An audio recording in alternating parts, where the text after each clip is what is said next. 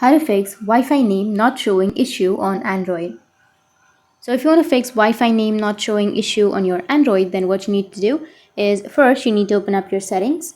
Once you open up your settings, you need to scroll down or just go with search, which is on the upper right, or the magnifying icon, and you need to search for reset Wi-Fi mobile and Bluetooth.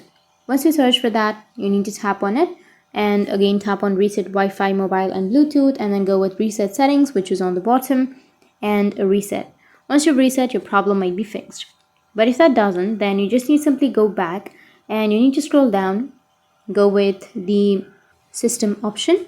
Under system, you need to go with developer options. Make sure that it is turned on. Scroll down and here you need to find Wi-Fi throttling.